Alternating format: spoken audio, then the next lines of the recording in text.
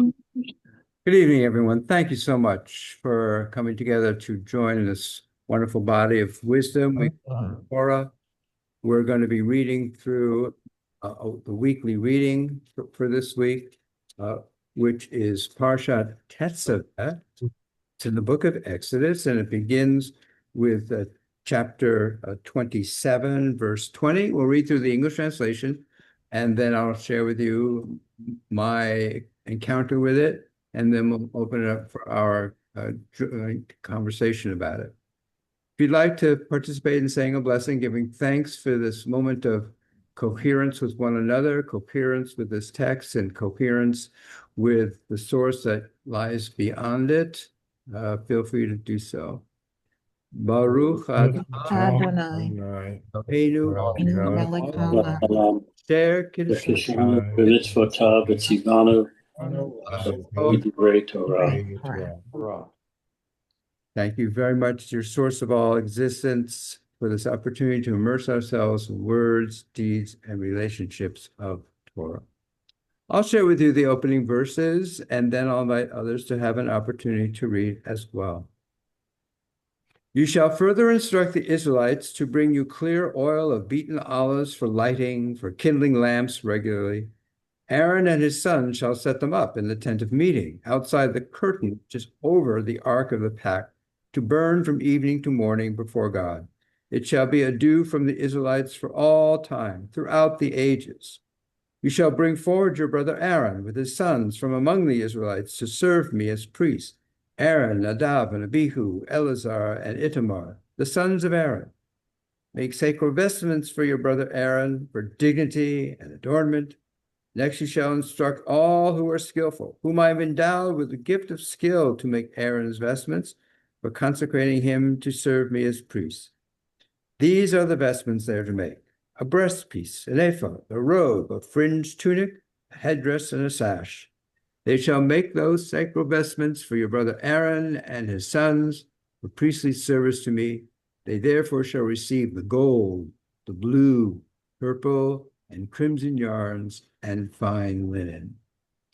Margot, would you like to read? We're at verse 6.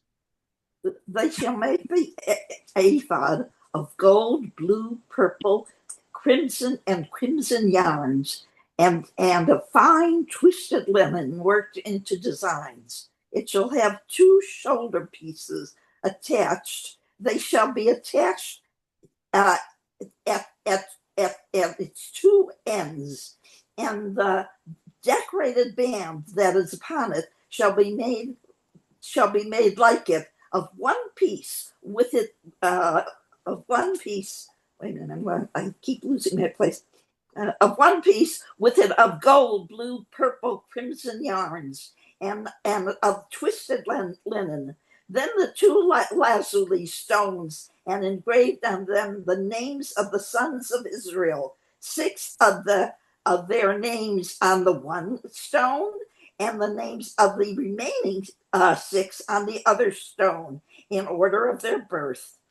On the 2 stones you shall make a seal engraving, the work of lapidary, of the names of the sons of Israel, having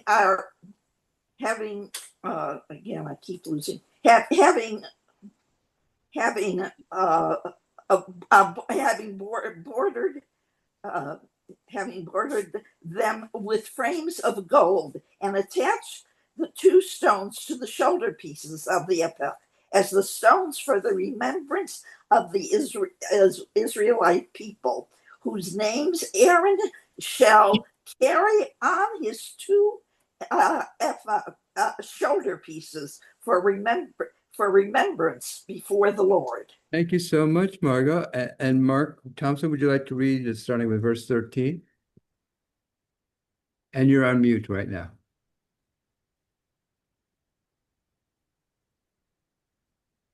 There we go. Then make frames of gold and 2 chains of pure gold. Braid these like corded work and fasten the corded chains to the frames.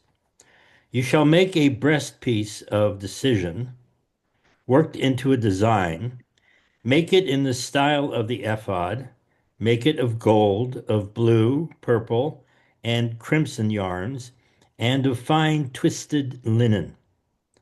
It shall be square and doubled, a span in length and a span in width. Set in it mounted stones in 4 rows of stones. The first row shall be a row of carnelian, chrysolite, and emerald. The second row, turquoise, a sapphire, and an amethyst.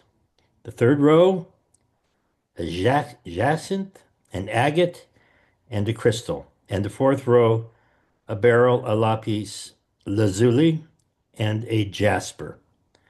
They shall be framed with gold in their mountings. The stones shall correspond in number to the names of the sons of Israel, 12. Corresponding to their names, they shall be engraved like seals, each with its name for the 12 tribes. Thank you so much, Mark. Dave, we're at verse 22, if you'd like to read. On the breastpiece, make a braided chains of corded work in pure gold. Make 2 rings of gold on the breastpiece and fasten the 2 rings at the 2 ends of the breastpiece, attaching the 2 golden cords to the 2 rings at the end of the breastpiece. Then fasten the 2 ends of the cords to the 2 frames, which you shall attach to the shoulder pieces of the ephod at the front. Make 2 rings of gold and attach them to the 2 ends of the breastpiece as its inner edge, which faces the ephod. And make 2 other rings of gold and fasten them on the front of the ephod, low on the shoulder pieces, close to its seams above the decorated band. The breastpiece shall be held in place by a cord of blue from its rings to the rings of the ephod, so that the breastpiece rests on the decorated band and does not come loose from the ephod. Aaron shall carry the names of the sons of Israel on the breastpiece of decision over his heart when he enters the sanctuary for remembrance before God at all times. Inside the breastpiece of decision you shall place the Urim and Thummim, so that they are over Aaron's heart when he comes before God. Thus Aaron shall carry the instrument of decision for the Israelites over his heart before God at all times. Thank you so much. David and Susan, we're at verse 31, if you'd like to read. And the opening for the head shall be in the middle of it. Its opening shall have a woven work border all around. Like the opening of a coat of mail it shall be. It must not tear. And you shall make on its hem pomegranates of indigo and purple and crimson, on its hem all around, and golden bells within them all around. A golden bell and a pomegranate, a golden bell and a pomegranate on the hem of the robe, all around. And it shall be upon Aaron when he serves, so that its sound be heard when he comes into the sanctum before the Lord, and when he goes out, that he shall not die.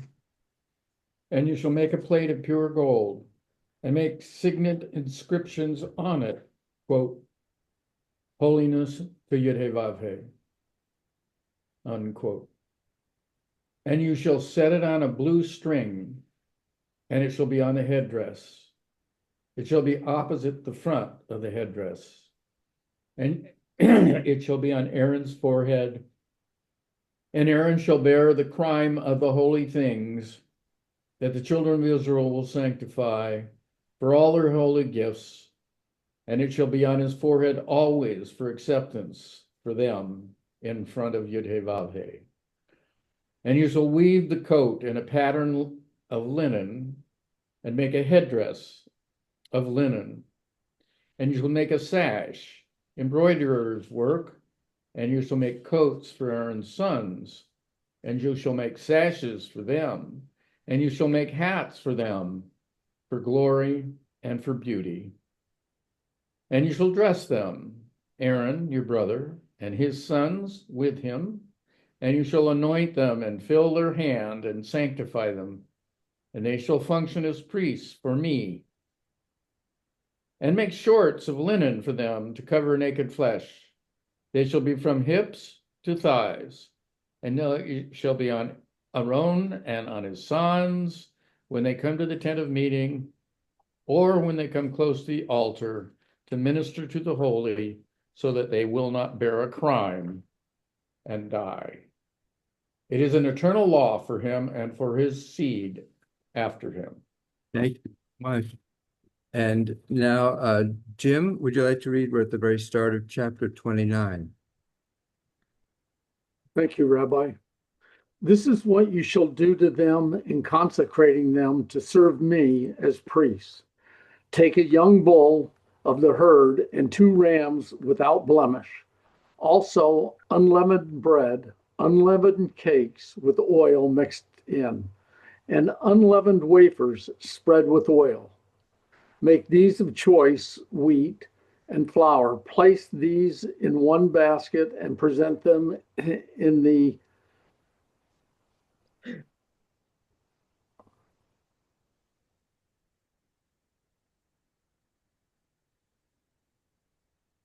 basket along with the bull and the 2 rams. Lead Aaron and his sons up to the entrance of the tent of meeting and wash them with water. Then take the vestments and clothe Aaron with the tunic, the robe of the ephod and the breastpiece, and gird him with the decorated band of the ephod. Put the headdress on his head and place the holy diadem upon the headdress. Take the anointing oil and pour it on his head and anoint him. Then bring his sons forward, clothe them with tunics and wine turbans upon them,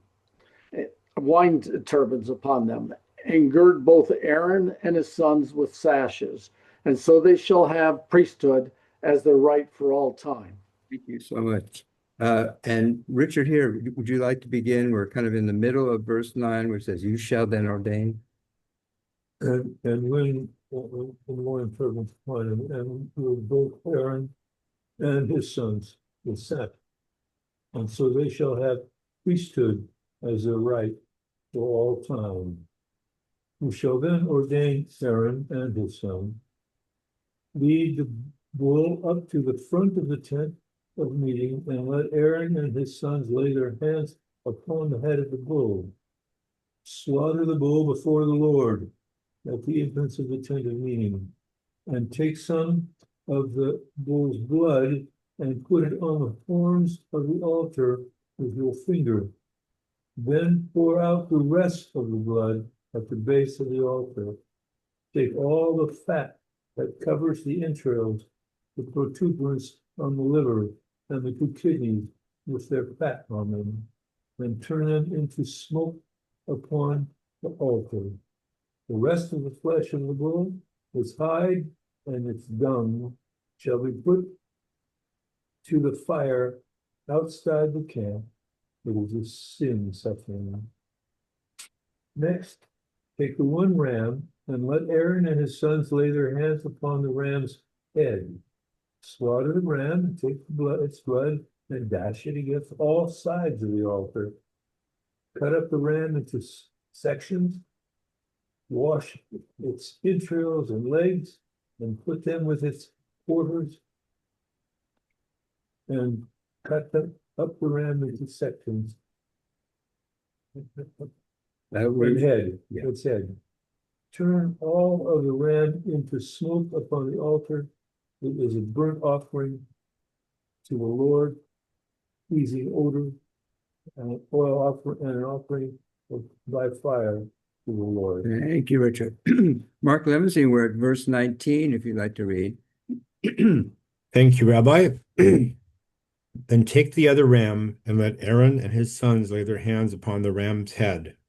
Slaughter the ram and take some of its blood and put it on the ridge of Aaron's right ear and the ridges of his son's right ears, and on the thumbs of their right hands and on the big toes of their right feet, and dash the rest of the blood against every side of the altar round about.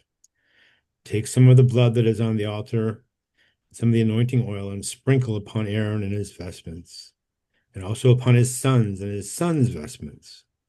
Thus shall he and his vestments be holy, as well as his sons and his sons' vestments. You shall take from the ram the fat parts, the broad tail, the fat with the cover that covers the entrails, the protuberance on the liver, the two kidneys with the fat on them, and the right thigh, for this is a ram of ordination. Add 1 flat loaf of bread, 1 cake of oil bread, and 1 wafer from the basket of unleavened bread that is before the Lord. Place all these on the palms of Aaron and his sons, and offer them as an elevation offering before the Lord. Take them from their hands and turn them into smoke upon the altar, with the burnt offering as a pleasing odor before the Lord. It's an offering by fire to the Lord. Catherine, we're at verse 26, if you'd like to read. Thank you, Rabbi. Then take the breast of Aaron's ram of ordination and offer it as an elevation offering before the Lord. It shall be your portion. You shall consecrate the breast that was offered as an elevation offering and the thigh that was offered as a gift offering from the ram of ordination, from that which was Aaron's and from that which was his son's. And those parts shall be a due for all time from the Israelites to Aaron and his descendants. For they are a gift, and so shall they be a gift from the Israelites, their gift to Adonai out of their sacrifices of well-being. The sacral vestments of Aaron shall pass on to his sons after him, for them to be anointed and ordained in. He among his sons who becomes priest in his stead, who enters the tent of meeting to officiate within the sanctuary, shall wear them 7 days. You shall take the ram of ordination and boil its flesh in the sacred precinct, and Aaron and his sons shall eat the flesh of the ram and the bread that is in the basket at the entrance of the tent of meeting. These things shall be eaten only by those for whom expiation was made with them when they were ordained and consecrated. They may not be eaten by a layman, for they are holy. And if any of the flesh of ordination or any of the bread is left until morning, you shall put what is left to the fire. It shall not be eaten, for it is holy. Thank you, Catherine. Rose, we're at the verse 35, if you'd like to read. Let me unmute here. Verse 35. Yes. Okay. Thus you shall do to Aaron and his sons, just as I have commanded you. You shall ordain them through 7 days. And each day you shall prepare a bull as a purgation offering for expiation. You shall purge the altar by performing purification upon it, and you shall anoint it to consecrate it. 7 days you shall perform purification for the altar to consecrate it, and the altar shall become most holy. Whatever touches the altar shall become consecrated. Now this is what you shall offer upon the altar: 2 yearling lambs each day regularly. You shall offer the one lamb in the morning, and you shall offer the other lamb at twilight. There shall be 1/10 of a measure of choice flour with 1/4 of a hin of beaten oil mixed in, and a libation of 1/4 hin of wine for one lamb. And you shall offer the other lamb at twilight, repeating with it the grain offering of the morning with this libation, an offering by fire for a pleasing odor to God, a regular burnt offering through the generations at the entrance of the tent of meeting before God. For there I will meet with you, and there I will speak with you, and there I will meet with the Israelites, and it shall be sanctified by my presence. I will sanctify the tent of meeting and the altar, and I will consecrate Aaron and his sons to serve me as priests. I will abide among the Israelites, and I will be their God, and they shall know that I am the eternal, their God, who brought them from the land of Egypt, that I might abide among them. I, the eternal, their God. Thank you so much. Linda and Justin, we have 10 verses remaining. If you'd like to read those, we start at chapter 30, verse 1. Thank you. You shall make an altar for bringing incense up in smoke. You shall make it out of acacia wood, and it shall be 1 cubit long and 1 cubit wide, a square and 2 cubits high. Its horn shall be 1 piece with it. You shall overlay it with pure gold, its top, its walls all around, and its horns, and you shall make for it a golden crown all around. You shall make 2 golden rings for it underneath its crown, on its 2 corners. You shall make them on its 2 sides, so that it should serve as holders for poles with which to carry it. And you shall make the poles out of acacia wood and overlay them with gold. And you shall place it in front of the dividing curtain, which is upon the ark of testimony, in front of the ark cover, which is upon the testimony, where I will arrange to meet with you. Aaron shall make incense of spices go up in smoke upon it. Every morning when he sets the lamps in order, he shall make it go up in smoke. And when Aaron kindles the lights in the afternoon, he shall make it go up in smoke, continual incense before the Lord of your generations. And you shall offer up on it no alien incense, burnt offering or meal offering, and you shall pour no libation upon it. But Aaron shall make atonement upon the horns once a year, with the blood of the sin offering of the atonements. Once a year he shall effect atonement upon it for your generations. It is a holy of holies to the Lord. Thank you so much, everyone. I'd like to share with you my encounter with this week's Torah portion, and then I would love to hear about yours.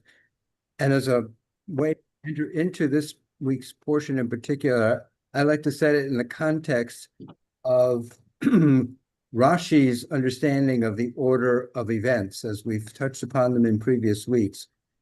Rashi's order of events that's happening in the book of Exodus allows us or opens up for us a focus not so much on the externalities of events, but more on the internalities of human behavior. And I think that's what makes this so rich, to have an understanding of what Torah is trying to lead us in understanding about human behavior and its reaction to the outside world, and consequently how that then reshapes the outside world. So the way Rashi puts the order of events in the book of Exodus, we have the departure from Egypt, and the way in particular Rashi describes this departure from Egypt is that it's describing a yearning, not just for a different externality, but also a yearning for a different interiority, a different way of being, of seeing the world, and of being oneself in the world. And that yearning to become different, to be a different human being, according to Rashi, in a sense, that is what then provokes the experience at Mount Sinai. It is in response to that yearning that the source of all existence breaks through the barriers between this world and another world. And the outpouring of not only the fire and the thunder and the smoke that's experienced, but also the outpouring of wisdom and knowledge and guidance. And then the experience at Mount Sinai, we read the words that the people fell back in response to this outpouring from the source of all life. And the word that's used in Hebrew for fall back is based upon the Hebrew verb nuah, which really connotes a sense of wavering, of tottering, as if they're uncertain. So one way of reading it is that in response to this outflow of all of this divine energy spilling into this dimension that we occupy, the people are kind of stunned by it. Even though they've yearned for some kind of transformation, they are not so sure that they're capable of handling all of this is kind of the nuance that's here. And so they totter rather, they waver, they're uncertain if either they want this or if they're capable of handling all this, of assimilating all this. And so it is at this point that Rashi says, what happened at this point is not what you read in the order that it's written in the Torah. What happens at that point immediately afterwards is the incident of the golden calf, according to Rashi and lots of Midrash. So the golden calf is kind of seen as a way of responding to that sense of being overwhelmed and not sure either of whether they themselves are up to handling this mission that they've been given, or this fear that they've got about, oh, we didn't realize it was going to be that different. And so the golden calf becomes a form of retrogression, a form of going backwards into an older self. And so it's a way of, that's in a sense what idolatry represents, a desire for some kind of absolute certainty, a sense of being able to control, a sense of not having to enter into mystery as much as somehow being able to manipulate the world around them. And so the Rashi then says, it's in response to that golden calf incident that then God offers up this modality, this practice of how to reshape oneself and the world around one.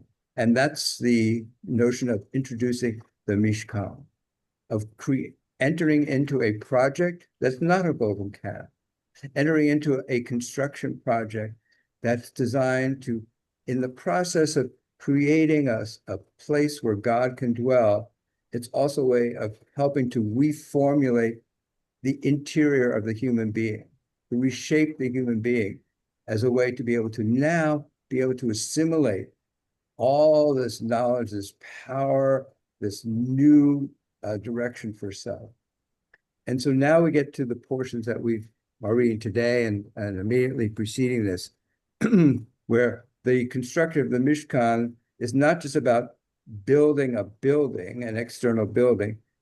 Here in this week's, we're reading about the way of adorning the human being.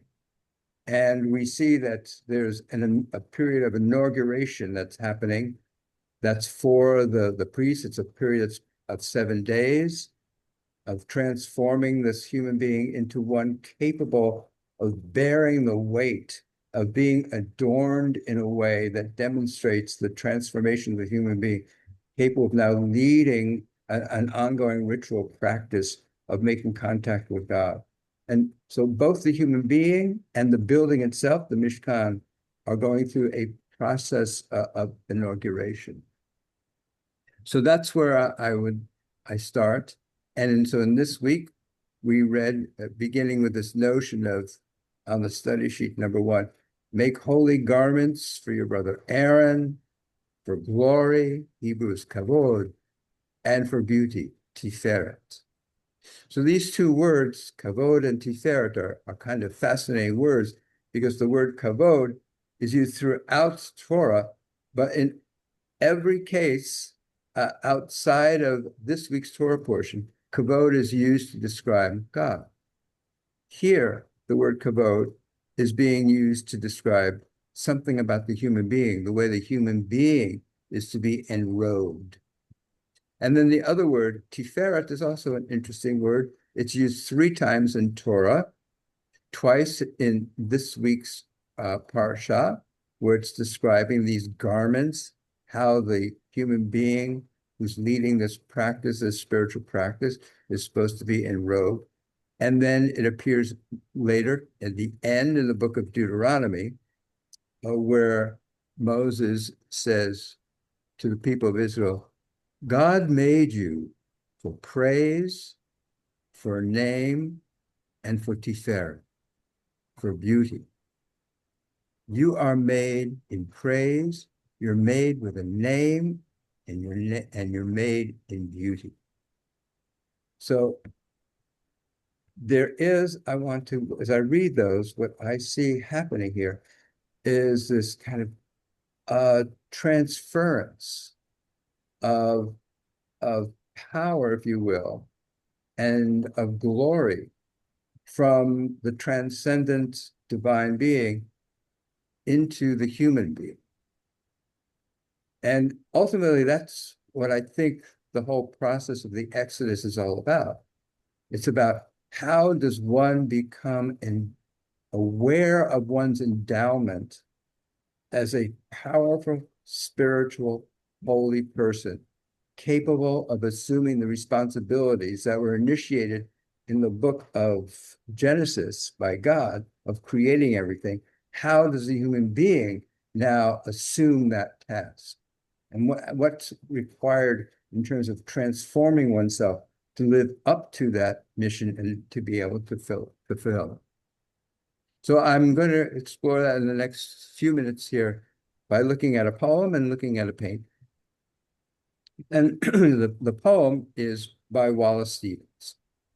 And Wallace Stevens was writing a great deal and pondering a great deal during the chaos and the upheaval of World War II. And in my written commentary that was sent out and posted, I quoted a little bit from the speech that he gave at Princeton in 1942 in the midst of the upheaval of the 30s and then the violent upheaval of the global war that was then occurring. So the background to the poem is that Wallace Stevens was looking at a painting by the French artist Pierre Talcott, and that painting is a still life of a Venetian glass bowl, tureens, bottles, and glasses. And as he's looking at that painting of those objects, what he saw was something quite different. He saw an angel appearing, surrounded by peasants. And in his vision, what he was experiencing was that this was an angel who said, I'm not here from another dimension. I'm here from this dimension. And I don't know any more than you. I am just with you. And then the angel kind of appears and disappears in his vision. And he ends up writing this poem called Angel Surrounded by Peasants. And here's just some verses from it. I am the angel of reality, seen for the moment standing in the door. I am one of you, and being one of you is being and knowing what I am and know. Yet I am the necessary angel of earth, since in my sight you see earth again, cleared of its stiff and stubborn man-locked set. So in the midst of this chaos of the 30s and 40s, Wallace Stevens looks at this rather straightforward painting, a literal representation of a bowl, bottles, glasses, and tureens, and sees a kind of biblical trope, that of an angel appearing at someone's door. Right? He looks at that scene and looks at the world around him and considers that to find solace and salvation is to be found in the physical world, in this reality, rather than in the supernatural. And for him, meaning is found not in the transcendental, but in the mundane, that this dimension has within it the answers that we are looking for to transform the world. Oh. And on the number 3 in the study sheet. In his speech that he called, that he gave at Princeton in 1942, called A Noble Writer and the Sound of Words. And for him, the noble writer was imagination. And he eventually publishes this book. He publishes this speech in a book called Necessary Angel, Essays on Reality and the Imagination. And the title Necessary Angel comes from the poem that we just looked at. And in that speech, he also said, poetry is an illumination of a surface, the movement of a self in the rock. The imagination loses vitality as it ceases to adhere to what is real. It occurred to me as I read that, and we can discuss this now or later if you like, but when I read that, poetry is an illumination of a surface, the movement of a self in the rock, I thought of the 2 incidents with Moses and the rock. And it could be that part of the divine message was that the rock itself has vitality and movement within it. Water is the primal ingredient that we read about in Torah that sustains us. There is a river that flows out of Eden that waters the earth. And the Kabbalists understand that water is not just what we get out of the sink faucet, but that's the spiritual emanations that flow out of Eden and provide nourishment. And of course, the notion of water that is constantly found in our trek across the wilderness. So I thought about that, and I thought, maybe that notion of there is water in the rock, and the last lesson that we'll read about later in Numbers is that Moses, all you have to do is speak to it, and water will come out. Engage with it. And it is as if we ourselves are the rocks. Sometimes we become too stiff and rigid and immobile and static, but there's still water inside of us, movement, and the possibility for life exists within us. And all you need to do is find the right way to engage it, and you don't have to strike it. But that's just kind of an additional bit of thought I had when I read what he wrote. So this notion, though, that from Stevens, that salvation is found in this dimension. The angels that we're looking for are not coming down from heaven. The angels that we're looking for are all around us. Okay. If we but know how to engage with one another. So the painting that I want to share with you is by Camille Pizarro, Haymaking in Arachne. And one of the glorious things about the Impressionists in general was their elevation of the common, the everyday, as being noble subjects for painting. And in addition, unlike classic painting, they didn't try to represent everyday reality that we saw with our eyes in some elevated, pristine, permanent, idealized notion. Instead, the Impressionists captured the impermanence of life. And that in itself had a value, they believed. And that's what makes things so precious, is that things change from moment to moment. And here we have Pizarro in his painting of haymaking. We have it populated by all these human beings who are hard at work making the hay. It's interesting if you want to look at some other paintings that Impressionists did about haystacks. In particular, if you look at Monet's paintings, he had haystacks and no human beings in them. Instead he painted haystacks as these interesting geometric designs, and then painted them at different times of day and different seasons of the year. He was fascinated with the interplay of light and seasons on this similar object that would appear in all these paintings, the haystacks. Pizarro was someone who humanized his paintings.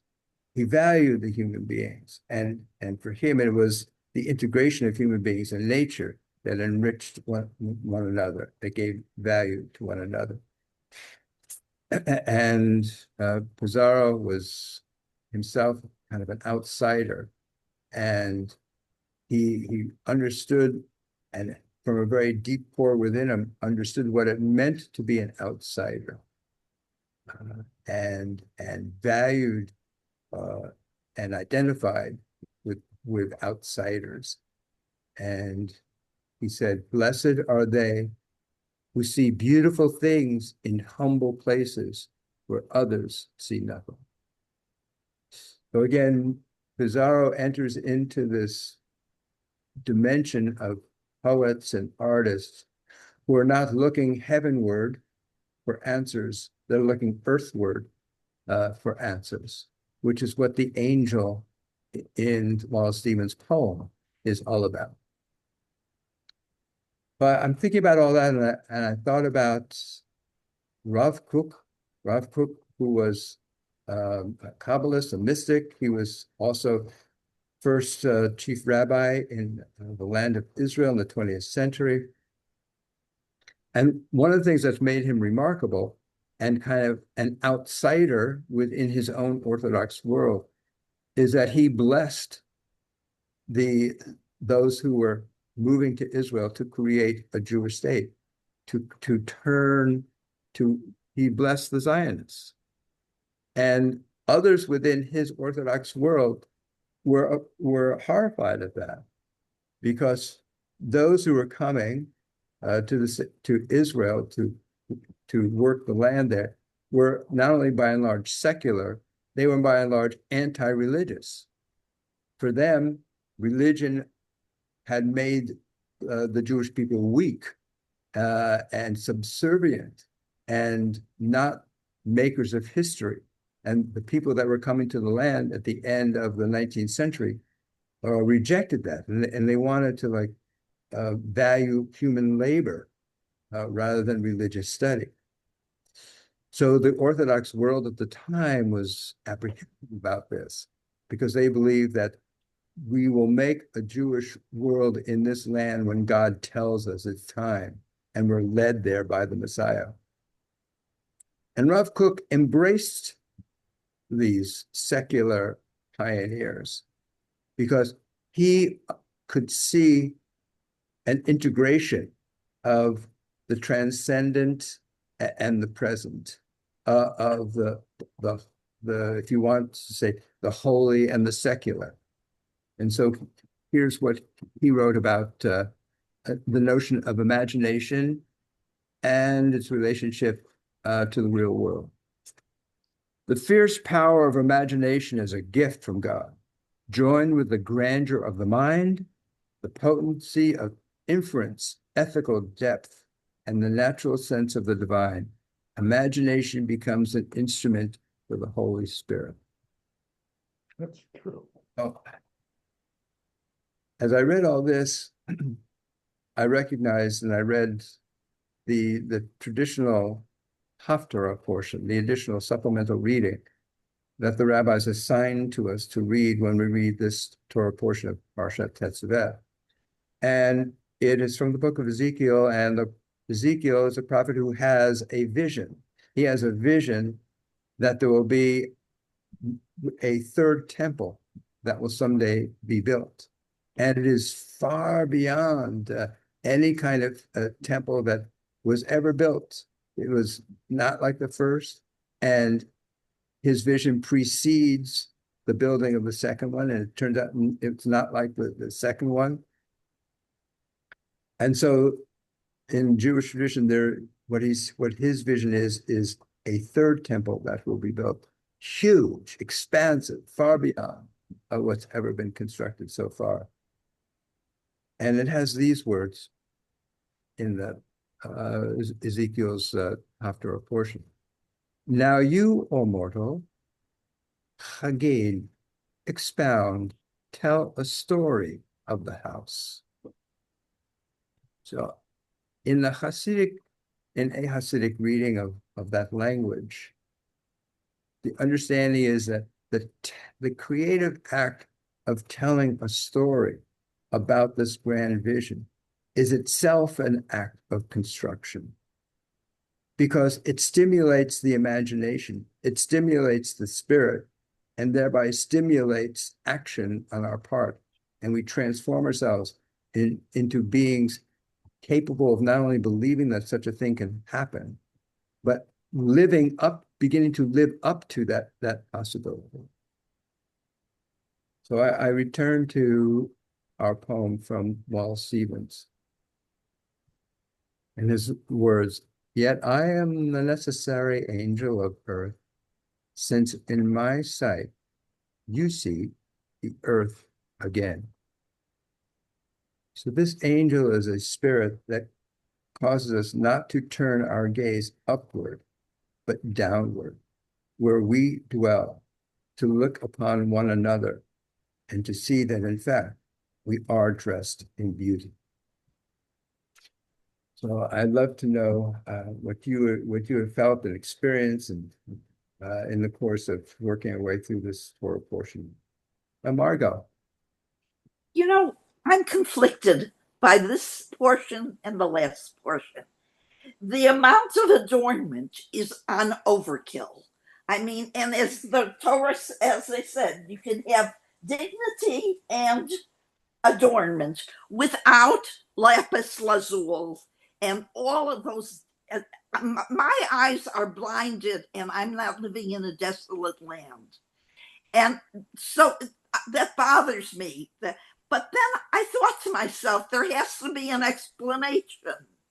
And I think the explanation is, again, for the Israelites to be dazzled and maintain and intensify their God in the awe in which they see God or accept God, because there has to be an explanation for all of the overkill. I would like of colors and jewels. I love that you're sharing your confliction with us, Margot. That's so rich and stimulating. And let's see how other people reacted to it as well. So let me call upon Rose and Catherine and Robert. So go ahead, Rose. Well, Margot, thank you for that intro to what I was going to say. You're my shill. Rose, often when you speak, I think, my God, that's exactly what I was going to say. Yeah, we got to get together for coffee. Yeah. But anyway, because I looked at this too, and in a way, Aaron's stuff is kind of an extension of the Mishkan itself with all the gold and all the bling and all this. But the way I envision this is that it's almost like the outfit of a bride. That all this stuff, there's kind of a feminine aspect to it, including like the ring around his head. It says consecrated to God. And, it's like the chassan gives to the kala, he says, Harayat mekudeshes li, you are sanctified to me. And so, there is this kind of mystical thing that here he's serving as a bride. And in a way, the way all this stuff is described is that he is going to, Aaron, when he goes before God, is going to have all this stuff as kind of memorializing Bnei Yisrael. Just like a mother, with the women like Hannah and a lot of the different women in the Torah and the 5 books and then the Nevi'im, etc., they are there to plead for their children. And that's one of the roles of the priest, is to plead for the children of Israel. So it's kind of a feminine thing. And, if you look at all the different societies around there, they all had a feminine force. We call it the Shekhinah, but also like a goddess figure who is there to give mercy, to have them in the people in their hearts. And so even though Aaron and the priesthood has this masculine quality, they also have this feminine quality as well that I think is and I think that that's where a lot of the bling comes, because if you look at, Oriental weddings like in the Middle East, they're wearing a lot of bling. Yeah. Look at, Indian marriages, they wear everything. They Yeah. have all their gold, like their headpieces have coins in them and they have all this stuff on. So it's very much like that in my opinion. But as Mr. Rogers said, some of us are fancy on the outside, some of us are fancy on the inside. Good. Go ahead, Catherine. Go ahead and share with us. Okay, I like Rose's interpretation. Um, and by the way, I just want to say how grateful I am that I can be with you all tonight. It's really soothing to me. Okay, now, um, one thing I noticed about this parshat is that there's a great deal of symmetry. We begin on the outside, sort of in the outer limits. Then we go by layers into the heart of the matter in the sanctuary. And by the end of the parshat, we're again on the outer limits. And so the first thing I noticed is something in the painting, which is the painting has, an incredible depth of perspective that we can see all the way in the distance, whether there are human figures there or not. And so it sort of evokes metaphorically this idea of sort of moving in to something. And it's interesting that Pissarro did not include a human figure at the center of that. It's just nature, you know. Um, but um, what what I was struck by was that for most people, this part of the sanctuary inside is shrouded in mystery. So to get back at the bride idea, that it's shrouded in some kind of mystery for most people, and that reading Torah, it is a sort of demystification. In other words, people reading this can come to understand that which they cannot witness in person. Um, and I think that's really important to get some kind of shared sense, a feeling of taking part in the sanctification of the Mishkan, even if you can't in person uh, get to where Aaron is when he puts on his vestments. Um, and lastly, uh, in 2830 through 2835, it's as though I'd never read this parsha before, but um, we have his heart being touched by the vestments and the significance of that. And so there's supposed to be some kind of resonance between what's fancy on the outside and what's fancy on the inside. And sound is part of it. And it's the first time I noticed that these bells are supposed to be ringing while he walks. Yeah. And that is really interesting that that his presence is sort of announced through the sound of bells. Um, again, which sort of resonate. So that's all I have, all the observations I have. Beautiful. Thank you so much, Catherine. Just very rich. And let me call upon Robert. Yeah. Well, thank you again for another lovely evening and really enjoyed all the comments. But I want to say, after Rose, fancy on the outside and fancy on the inside, what is left to be said? You know, I mean, that's great. I used to watch Mr. Rogers, and I was raised in Southern California, although Sheriff John was my favorite. But yeah, that's cute. Some of these comments I may have made last week, but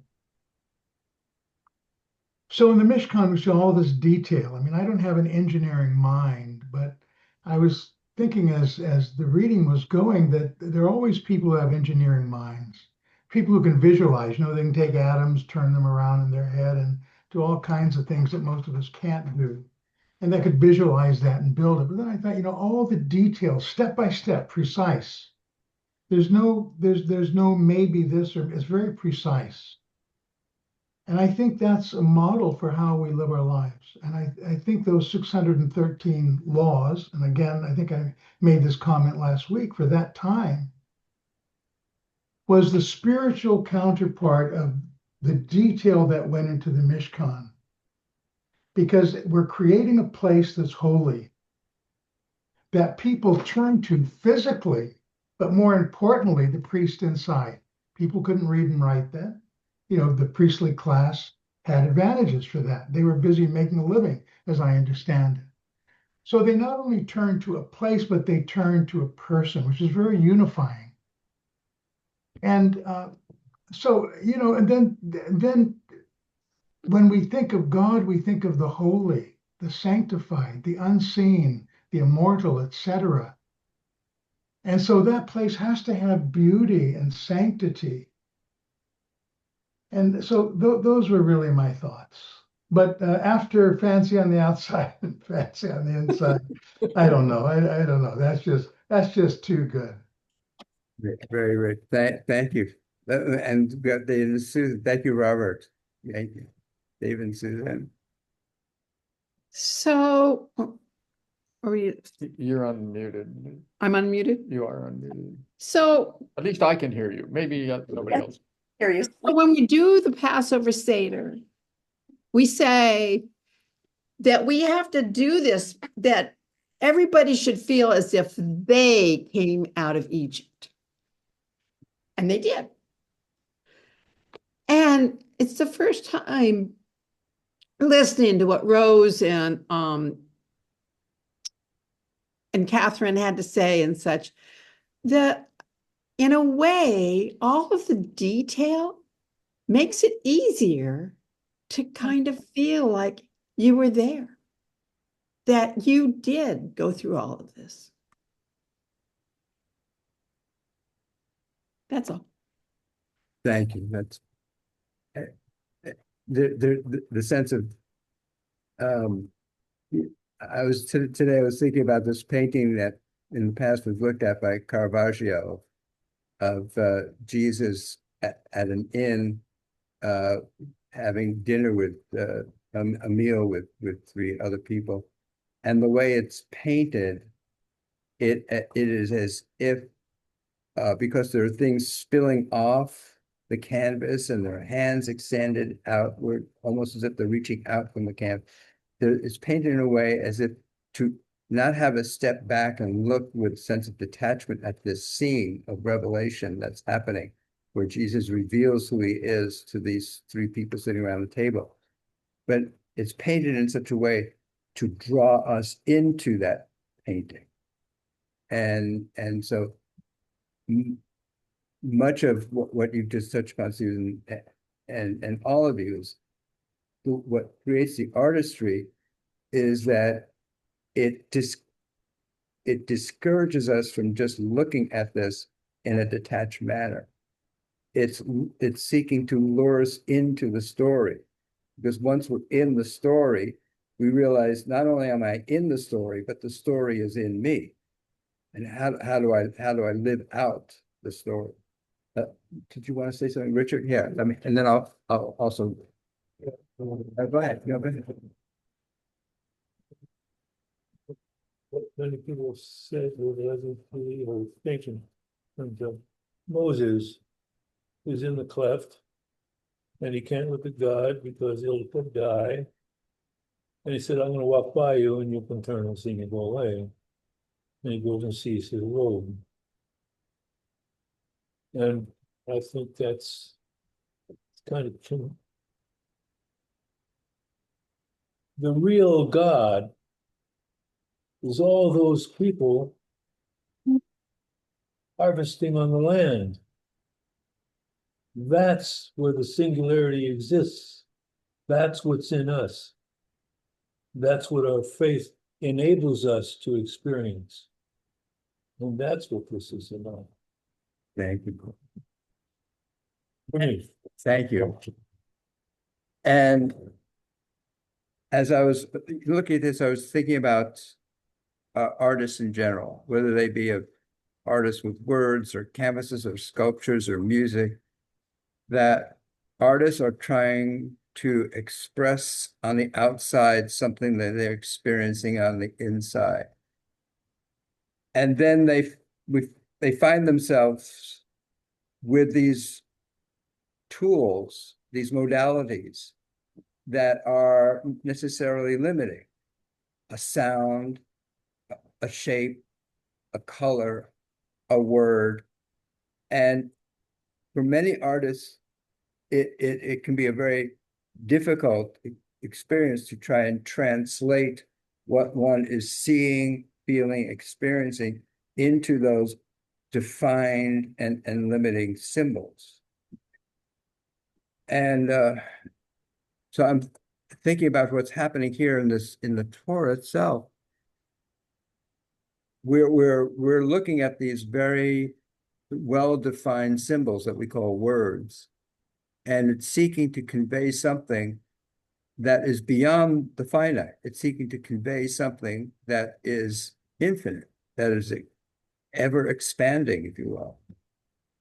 And so when we get caught up in looking at the limited symbols that are there and trying to understand them, it's good to take a moment to realize those limited symbols that we call words are trying to point us towards something way beyond them. And in a sense, that is what is happening with the garments and the Mishkan. I'm the artist here. What can I do to try and express that we are encountering a divine presence that doesn't want to dwell on high, that doesn't want us to leave this dimension in order to live in that dimension? How can I? Oh, I will create this image of a Mishkan that is meant to be a place where God dwells among us. And so that is one of the overriding messages in this tradition in particular, which is our religious life is not oriented towards leaving this home in order to live in God's home. This religious tradition is all about making this home a place that God comes down to and dwells with us. And so in a sense, so when this notion of a Mishkan is created, it is a way to try, can I get that message across by having this notion of a Mishkan where God says, that's where I'm going to meet with you, right there. And where it's not, God's not going to meet in the gold like the golden calf. God is going to meet in between the gold. And what's in between the gold? An empty space, a hollowness. That's where I am. And one of the other remarkable things about this week's Torah portion, which we haven't mentioned yet, is that it's the only portion post-Genesis where Moses is not mentioned by name. And it is if one of the messages there, as subtle as it is that this process that we're now talking about in these Torah portions, about how do we transform ourselves into people that are not only no longer living in slavery, but no longer is slavery living within us. And how do you become that transformed human being? One of the ways to do that is to diminish one's ego. And that's perhaps the message of Moses not even being mentioned here.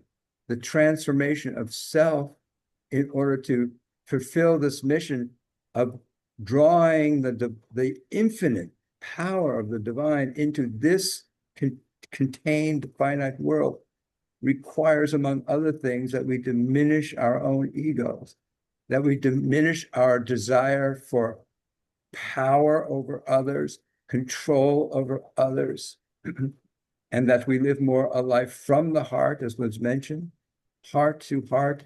I think it was Catherine who mentions this notion about the beautiful breastpiece that the high priest wears with stones, one for each tribe, that the high priest can be effective only to the extent he carries all the people that he's responsible for close to his heart. And that the people are to see themselves reflected in their spiritual leader. That's my stone. That's our tribe stone right there. We're being acknowledged because we are made in beauty, all of us. And to be beautiful, to be constructors of a world that is filled with God's presence requires that we diminish our ego, that we realize that it's not a sense of permanence and solidity that is at the heart of what it means to be a holy person. It's transiency and impermanence and the hollowness within us, the mystery within us that enables us to be holy. So I want to thank each and every one of you for being on this grand journey of making this world more beautiful, more sacred, more holy, more compassionate, more loving, more heart-filled world. Together we do it. Thank you all. God bless you all. Look forward to being with you next time. Be well. Thank you. Good night.